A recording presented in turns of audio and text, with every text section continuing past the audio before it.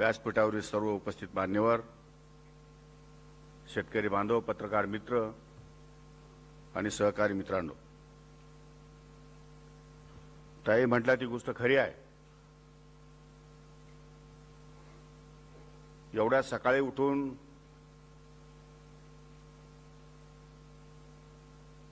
कामाला लागण्याचा पहिलाच दिवस हा मी तरी माझ्या आयुष्यामध्ये या ठिकाणी बघतोय. दादांना माहिती मी उशिरा उठतो, त्यामुळे दादांनी मला रात्रीच सांगितलं उद्याचा दिवस तस्ती घ्यावी लागेल. मी म्हटलं दादा, जेव्हा गरज असते तेव्हा खांद्याला खांदा लावून मी कुठे उपस्थित असतो, नसेल तर पहाटेचा शपथविधी आठवा, मीच पाठीमागे उभा होतो.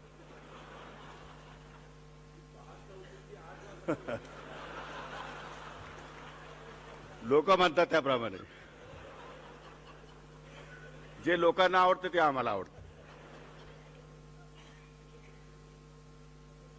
त्यामुळे वेळ असली आणि काम असलं की सकाळी लवकर उठणं ही काळाची गरज आहे.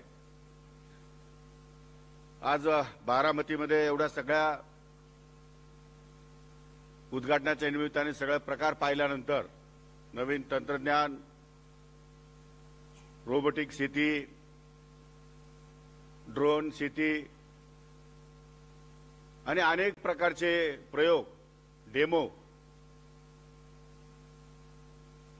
हे सर्व आम्ही सर्वांनी प्रत्यक्ष या ठिकाणी पाहिलेलं आहे. खरं म्हणजे आजकालच्या काळामध्ये या सगळ्या गोष्टी गरजेनुसार घडतायत. मी तसा हाडाचा शेतकरी आहे. मला 1984 साली एकरी 100 टन ऊस काढला म्हणून कोपरगाव सहकारी साखर कारखान्याने मला बक्षीस दिलं. पहिला नंबर आला म्हणून मला बक्षीस दिलं, माझा सत्कार केला होता. पण त्यावेळी माझा ऊस फक्त 30 गुंठे होता. बाकी 5 एकर 10 एकरामध्ये आमचा ऊस 70 टन 80 टन असाच त्यावेळी जायचा. आणि मला कधी आयुष्यात आठवलं नाही की ऊसावर औषध मारावी लागली, ऊसावर प्रयत्न करावे लागले, कांद्यावर औषध मारावं लागलं, गव्हावर औषध मारावं लागलं. कुठल्याही पिकावर औषध मारण्याची त्यावेळी गरज नव्हती. फक्त एक इंड्रेल नावाचं औषध येत होतं आणि ते कपासवर या ठिकाणी मारायचे. कपाशीच्या बोंडआळीवरती ज्या माशा यायच्या त्यासाठी ते वापरलं जायचं. बाकी औषधाची शेती ही कधी या ठिकाणी आम्ही बघितलीच नाही. नंतरच्या काळामध्ये वेळ बदलला, काळ बदलली, खाणारी तोंड वाढली, उत्पादनासाठी मागणी व्हायला लागली आणि मग आता उत्पादन वाढलं पाहिजे म्हणून वेगवेगळ्या प्रकारची बी बियाणं सुद्धा या ठिकाणी मार्केटमध्ये यायला लागली. परंतु सॅच्युरेशनमुळे म्हणा की आणखी कशामुळे म्हणा, मोठ्या प्रमाणामध्ये रोगराई आणि वातावरणाचं संतुलन या ठिकाणी बिघडत गेलं. आणि या वातावरणाच्या संतुलनामुळे शेतकऱ्यांना आपली पिकं जगवणं आणि या रोगाला तोंड देण्यासाठी वेगवेगळ्या प्रकारची औषधं मारणं ही काळाची गरज निर्माण झाली. आणि आज मोठमोठ्या औषध कंपन्या निर्माण झाल्या, खताच्या कंपन्या आल्या. त्यावेळेस खते फार लागायची नाही, शेणखतच जास्त वापरलं जायचं. परंतु या सगळ्या गोष्टींमध्ये उत्पादन खर्च वाढत गेला. उत्पादित केलेल्या मालाला भावही कमी होत गेला. कंपॅरेटिव्हली ज्याप्रमाणे जीडीपी वाढला, ज्याप्रमाणे दर वाढले, मार्केट वाढलं, भाववाढ वाढली, त्याप्रमाणे दरही वाढत गेले. आणि मग आता थोडंसं काही संकट आलं, शेतकरी मेटाकुटीला जातो, कर्जबाजारी होतो.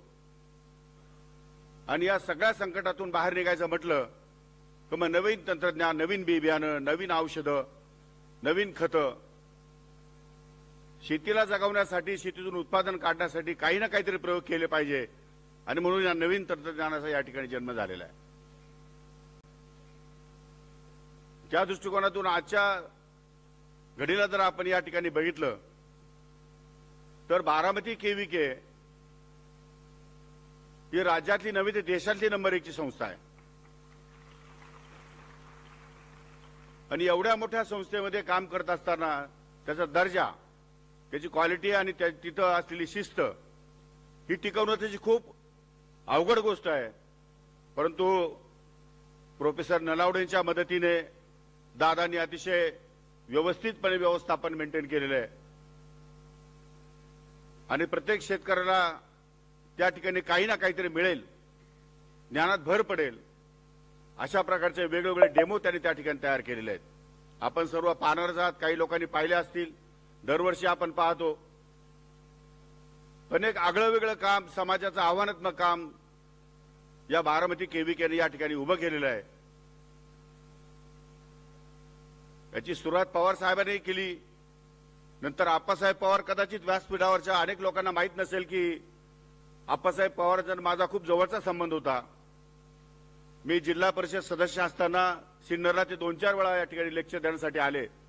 जवळपास सिन्नर आणि बारामती त्यावेळेमध्ये जवळपास सारखेच होते, कारण दुष्काळी परिसर हाही होता, दुष्काळी परिसर तोही होता. पण इथे साहेबांच्या प्रयत्नामुळे, दादांच्या प्रयत्नामुळे या भागामध्ये बऱ्या प्रमाणात या ठिकाणी पाणी आलं आणि शेती अतिशय चांगली झाली. त्या मानाने आम्ही अजून थोडे मागासलेलेच आहोत. पण तरी सुद्धा मागच्या 1.5 वर्षाच्या काळामध्ये दादांनी जी मला मदत केली, त्या मदतीमुळे सिन्नरमध्ये मी फार बदल करू शकलो. जवळपास 18,000 करोड रुपये मला 1.5 महिन्यामध्ये दादांमुळे या ठिकाणी मदत मिळाली. नदीजोड प्रकल्प मंजूर झाले आणि शेतकऱ्यांच्या दृष्टीनं जो पाण्याचा प्रश्न आहे तो काही अंशी या ठिकाणी सुटण्याला मदत झाली. शेतकरी हा मुळातच हुशार आहे, त्याला फार काही सांगावं लागत नाही, प्रयोगशील आहे. दादांना मी विनंती करतो, आपण आपलं टेक्निक एखाद्या शेतकऱ्याच्या कानात जरी सांगितलं तर तो प्रयोगशील आहे, तो प्रयोग करतो आणि त्यातून तो यशस्वी पण होतो. पण हे तुमचं टेक्निक शेतकऱ्यांपर्यंत पोहोचवण्यासाठी, शेतकऱ्यांच्या दारापर्यंत, बांधापर्यंत नेण्यासाठी जी काही यंत्रणा लागते ती यंत्रणा आपण कुठेतरी कमी पडतो. आपल्याकडे टेक्निक आहे, नॉलेज आहे, पण तो शेतकऱ्यांपर्यंत पोहोचत नाही. त्यामुळे आपल्याला या कृषी प्रदर्शनाच्या माध्यमातून, भीमथडी जत्राच्या माध्यमातून अनेक वेगवेगळ्या या ठिकाणी आपले प्रदर्शन भरतो, त्या माध्यमातून या ठिकाणी लोकांपर्यंत आपण पोहोचतो. पण याहीपेक्षा अधिक वेगाने आणखी तालुका पातळीपर्यंत, गाव पातळीपर्यंत कसं जाता येईल, शहरामधल्या मोठमोठ्या मार्केटमध्ये आपल्याला कसं पोहोचता येईल, हाही विचार आपल्याला या निमित्तानं करावे लागणार आहे. माझी दादांना विनंती आहे, दादा आपण सत्तेमध्ये आहात, सरकारमध्ये आपण जण आहोत. शहरामधले मोठमोठी ओपन स्पेसेस आहेत, तिथे मार्केटमध्ये काहीतरी उमेद करणाऱ्या महिला, स्वयंसहायता बचत गटाच्या महिला, शेतकऱ्यांचे गट यांनी शेतीमध्ये उत्पादित केलेला माल ते विक्री करण्यासाठी काहीतरी जागा या ठिकाणी राखीव ठेवली पाहिजे. आणि गावामध्ये आपण जिथं आठवडे बाजार भरवतो त्या आठवडे बाजारामध्ये मिलेटचे या ठिकाणी जे काही प्रॉडक्ट आहेत ते सुद्धा या ठिकाणी ठेवण्याचा विचार केला पाहिजे. कारण गावागावामध्ये, घराघरामध्ये शेवटी अन्न तर प्रत्येकाला लागतंच. तालुक्याच्या ठिकाणी जाऊन, जिल्ह्यात मग घरी आणून कुठतरी ठेवायचं आणि मग खायचं. पूर्वीच्या काळची प्रथा वेगळी होती, आठवडे बाजार करायचो आपण तेव्हा आणि फ्रीजमध्ये ठेवून 8 दिवस भाजीपाला वगैरे ठेवायचो आणि खायचो. परंतु आता प्रथा बदलली आहे, आता सकाळ संध्याकाळ फ्रेश माल मिळतोय. पण तरी सुद्धा आपण आठवडे बाजाराच्या निमित्ताने होत नाही, परंतु गावापर्यंत या ठिकाणी पोहोचलं पाहिजे असं माझं मत आहे. खरं म्हणजे राज्य शासन सरकारसाठी खूप काही योजना करतं, पण ते योजना राबवित असताना अनेक अडचणी येतात. त्यामध्ये काही वेळा चुकाही होतात, काही वेळा भ्रष्टाचारही होतो आणि त्यामुळे यामध्ये सुद्धा पारदर्शकता आणणं महत्वाचं आहे. विम्याच्या संदर्भात आम्ही 1 रुपयामध्ये विमा शेतकऱ्यांना दिला सरकारने, परंतु त्या विम्यामध्ये भ्रष्टाचार मोठ्या प्रमाणात झाल्याचं या ठिकाणी लोकांनी अर्ज फाटे केलेत, लोकांच्या तक्रारी आल्यात, मीडियाच्या लोकांनी सांगितलं. त्याच्यामध्ये तथ्य काय ते अजून आम्ही पाहिलं नाही, मी चौकशीला लावलेलं आहे. परंतु अशा प्रकारचे जे काही दोष थोडेफार होत असतील त्याच्यामध्ये बदल करण्याची आवश्यकता आहे. आणि म्हणून परवा अग्रिस्टॅक नावाचं एक पोर्टल या ठिकाणी आणण्याचा आमचा विचार आहे. फार्मर युनिक आयडी देऊन, आधार कार्डशी लिंक करून, त्याचं असलेलं क्षेत्र, तिथं असलेली लागवड आणि त्या शेतकऱ्याने क्लिक केल्यानंतर एकूण राज्याला एकूण देशाला किती उत्पादन या ठिकाणी आवश्यक आहे आणि आता किती लागवड झालेली आहे, आपण लागवड ती करायची की नाही करायची, आपण कुठली लागवड करायची, या संदर्भातलं पोर्टल सुद्धा या ठिकाणी लवकरच राज्य सरकार प्रसारित करणार आहे, जेणेकरून शेतकऱ्याला सगळं नॉलेज मिळेल आणि आतापर्यंत ज्या काही योजना सरकारने या ठिकाणी दिलेल्या आहेत त्यामध्ये सुद्धा आम्हाला तपास करावा लागेल की आपण ज्या योजना देतो त्यामध्ये लोकांना खरोखर बेनिफिट होतोय का, किती टक्के बेनिफिट, त्या योजना सुरू ठेवायच्या का बंद करायच्या.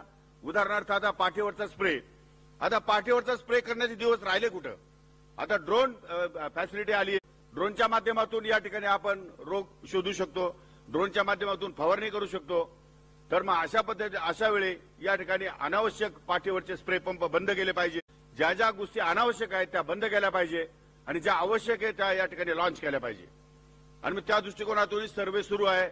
एवढंच नव्हे तर राज्य सरकारने लाडकी बहीण योजनेच्या मार्फत ज्या डीबीटीच्या माध्यमातून पैसे वर्ग केले त्यामुळे त्यामध्ये अत्यंत कमी प्रमाणात भ्रष्टाचार झाला. गैर या ठिकाणी वापर कदाचित झाला असेल परंतु भ्रष्टाचार कमी झालाय. कोणाला भेटायचं नाही, तहसीलदारला भेटायचं नाही, कोणालाही भेटायचं नाही, डायरेक्ट अकाउंटवर पैसे कसे जातील हा विचार या ठिकाणी त्या सरकारने ते केला आणि त्याप्रमाणे इम्प्लिमेंट सुद्धा झाला. शेतकऱ्यांच्या योजना, शेतकऱ्यांना मिळणारं अनुदान हे डायरेक्ट डीबीटीच्या माध्यमातून त्यांच्या खात्यावर कसं जाईल हाही विचार राज्य सरकार या ठिकाणी निश्चितपणे करणार आहे. त्यामुळे भविष्य काळामध्ये येणाऱ्या योजना आणि ऑनलाईन पद्धत ही या ठिकाणी करावी लागणार आहे.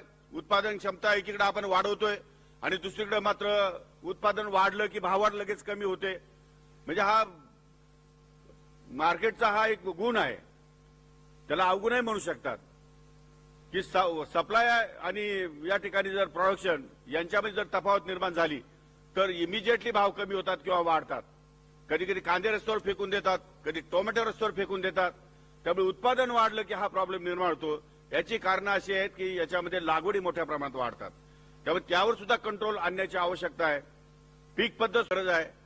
पीक कापणी आपण दरवेळेस करतो आणि कापणी करून विम्याची रक्कम ठरवतो, त्याऐवजी आता जिओ टॅगिंग करून या ठिकाणी त्याने काय पेरणी केली आहे किंवा अॅग्रोस्टॅकच्या माध्यमातून त्याच्या युनिक आयडीच्या माध्यमातून त्याने काय पेरणी केली ते आमचे मुलं या ठिकाणी कॉन्ट्रॅक्ट बेसवर आपण त्यांना घेतो, ते सर्वे करून या ठिकाणी आम्हाला देतात. पण त्यामध्ये सुद्धा माणसं काम करत असल्यामुळे कदाचित चूक होऊ शकते आणि म्हणून महिन्या 2 महिन्याने त्याला गुगल बरोबर टाईप करायचं आणि गुगलमधून त्याने जी काय कांद्याची लागवड केली आहे, ऊसाची लागवड केली आहे किंवा आणखी कशाची लागवड केली आहे तर ती लागवड खरी आहे की खोटी आहे ती तपासण्याचं काम सुद्धा गुगलच्या माध्यमातून करता येणार आहे. म्हणजे जास्तीत जास्त पारदर्शकपणा या खात्यामध्ये कसा येईल या दृष्टिकोनातून माझा प्रयत्न राहणार आहे. माझी राजूदादाला की आपण महाराष्ट्रामध्ये 4-2 विद्यापीठाच्या जागा जर घेणार असाल तर त्या जागा सुद्धा आम्ही आपल्याला देऊ. आपण त्या ठिकाणी तंत्रज्ञानाचा नवीन लॅब या ठिकाणी उभ्या करा.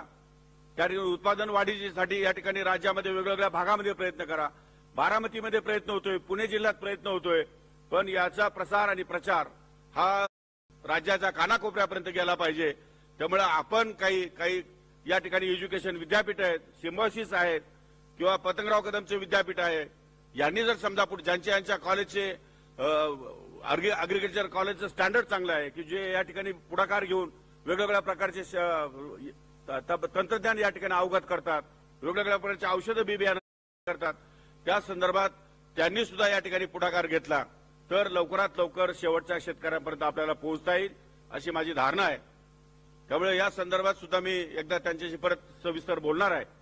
परंतु हे सगळं कृषी प्रदर्शन पाहिल्यानंतर दादांची मॅनेजमेंट आणि नलावडे सरांची मॅनेजमेंट पाहिल्यानंतर मग मी काल आमच्या सेक्रेटरीला फोन केला. त्यांना सांगितलं तुम्ही या ठिकाणी बारामतीला येऊन व्हिजिट केली पाहिजे, बारामती बघितलं पाहिजे, एकदा काय चाललंय बारामती केव्हीके मध्ये. तर ते सांगितलं की मी 2-3 दिवसामध्ये या ठिकाणी चक्कर मारतो. मी दादांशी पण बोललो. दादांना सांगितलं की तुम्ही अजितदादांशी की तुम्ही सेक्रेटरीशी बोलून त्यांना पण इथे या ठिकाणी पाठवलं पाहिजे. आणि नंतर मला कळलं की या ठिकाणी राजूदादांना कृषीरत्न पुरस्कार मिळालेला आहे, परंतु तो पुरस्कार त्यांनी घेतलेला नाही. काही वादग्रस्त मुद्द्यामुळे ते पुरस्काराला त्या ठिकाणी गेले नाही. परंतु कृषी खात्याच्या वतीनं तो पुरस्कार अजून पेंडिंग आहे. मी त्यांना जाहीर निमंत्रण या ठिकाणी देतो. त्यांना कधीही वेळ असेल तर मुंबईला येऊन या ठिकाणी आम्ही हा कृषीरत्न पुरस्कार आपल्याला देऊ इच्छितो. आपण कधी आपल्या सोयीने आम्हाला वेळ कळवा आणि निश्चितपणे तो कृषीरत्न पुरस्काराला आपण योग्य आहात. आपण योग्य माणसाला हा पुरस्कार या ठिकाणी मिळतोय. त्यामुळे आपले कृषीरत्न पुरस्काराने हे राज्य सरकार आपल्याला गौरव इच्छित आहे. याचाही आपण या ठिकाणी निश्चितपणे विचार करावा ही पण विनंती करतो. मला माहिती आहे वेळ खूप झालेला आहे. जास्त वेळ मी या ठिकाणी बोलू शकत नाही. अनेक योजना आहे, अनेक गोष्टी आहेत. परंतु तरी सुद्धा नंतर कधीतरी पुन्हा एकदा बारामतीला मला यावंच लागेल, अभ्यास करावाच लागेल. कारण शेवटी दादांनी जी जबाबदारी दिली, मी अपेक्षा नव्हती मला की दादा मला कृषी खातं देतील म्हणून. मी दादांकडे खाते मागितलं नाही, मंत्रिपदही मागितलं नाही, पण दादांना जे कळतं ते कोणालाच कळत नाही असं मला वाटायला लागलं. म्हणजे एवढं हुशार व्यक्तिमत्व बारामतीमध्ये असताना रस्ते, रोड, प्लॅनिंग सिंगापूरमध्ये आल्यासारखं वाटतं. इतकं सुंदर या शहर या ठिकाणी दादांनी नटवलेलं आहे. त्यांचंच अवलोकन करण्याचा प्रयत्न आमच्यासारख्या लोकांनी केला पाहिजे राजकारणामध्ये. शेवटी राजकारणामध्ये आपण काय करतो? आपला स्वार्थ तरी कशामध्ये आहे? आपला स्वार्थ हा जनतेच्या हितामध्ये, जनतेला सुविधा मिळायला पाहिजे, जनतेच्या सोयी झाल्या पाहिजे, सोयी सुविधा मिळायला पाहिजे. त्यासाठी तर आपण राजकारण करतो आणि तीच भूमिका घेऊन या ठिकाणी काम करण्याची आमच्या सर्वांची इच्छा आहे. आणि निश्चितपणे मी आपल्याला खात्री देऊ इच्छितो येणाऱ्या वर्षभराच्या काळामध्ये कदाचित थोडाफार उशीर लागेल, परंतु या खात्यामध्ये प्रचंड अशा सुधारणा केल्याशिवाय राहणार नाही. चांगल्यात चांगलं काम या ठिकाणी कृषी खात्याचं होईल अशी आपल्याला ग्वाही देतो. आणि जे लोक चांगलं काम करतील त्यांच्या पाठीशी खंबीरपणे सरकार उभं राहील. त्यात कुठेही मागे पुढे राहणार अशा प्रकारची ग्वाही देऊन माझे 2 शब्द संपवतो.